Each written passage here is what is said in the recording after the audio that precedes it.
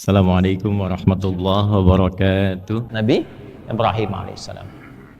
Dari jalurnya Sayyidah Sarah lahirlah kemudian Nabiullah Ishaq alaihissalam. Dari Nabi Ishaq ini melahirkan salah satu anaknya bernama Yakub. Nabi Yakub ini diantara keistimewaannya itu selalu mendekati Allah dalam semua ragam aktivitasnya. Jadi yang dijadikan acuan pertama kali selalu Allah, Allah, Allah. Saking dekatnya dengan Allah, itu semua urusan bahkan di rumah tangganya pun terkait anak-anaknya saja. Kalau ada problem itu yang pertama kali dicurhati itu Allah. Itu ditumpahkan semuanya dengan sujud kepada Allah, minta. Saking dekatnya itu sampai meminta sampai seringnya air mata mengalir. Itu pernah terkait kasus dengan putranya Nabi Yusuf alaihissalam saja, itu matanya itu sampai mendekati buta, bahkan ada yang menyebutkan buta karena menangis. Nah, karena saking dekatnya inilah kemudian disifatilah dengan satu nama yang khusus untuk beliau pada waktu itu, disebut dengan hamba yang sangat dekat dan taat kepada Allah. Ya, hamba yang dekat dan taat disebut dengan Isra, Allah-il dalam bahasa itu. Sehingga ketika digabungkan menjadi apa? Israel. Jadi kalau mendengar kata Israel itu artinya penamaan yang dilekatkan kepada siapa? Nabi Yakub alaihis salam.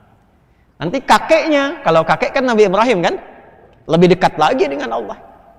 Bukan cuma dalam ritualnya. Dalam setiap tahapan hidupnya, ujiannya lebih berat dibandingkan dengan Nabi Yakub alaihissalam. Belum punya keturunan, begitu punya harus disembelih, gitu kan? Baru berdakwah sudah diancam sampai dibakar hidup-hidup, kan? Dan seterusnya.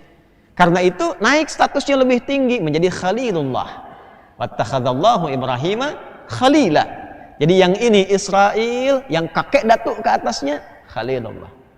Nanti yang puncak ke bawahnya, yang terakhir, yang alhamdulillah kita dipilih menjadi umat beliau sallallahu alaihi wasallam, ya, itu Habibullah. Lebih tinggi lagi tuh. Makanya salawatnya pun lebih lengkap. Salawatnya lebih lengkap. Balik.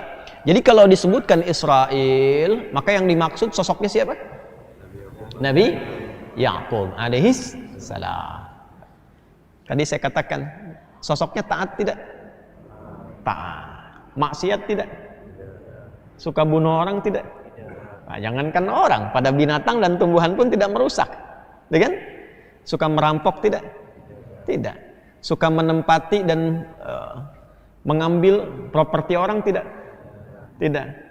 Pernah datang jadi tamu terus mengusir tuan rumahnya? Tidak. Berarti kalau disebutkan Israel ini menunjuk kepada sosok Yakub alaihissalam yang begitu taat, begitu baik, dan tidak punya sifat-sifat buruk yang tadi disebutkan. Jadi kalau ada orang mengambil nama ini dan menjadikan moto atau slogan dalam aktivitasnya, maka seharusnya yang diambil makna-makna ketaatannya, bukan makna-makna lawannya atau paradoksnya. Jelas sampai sini?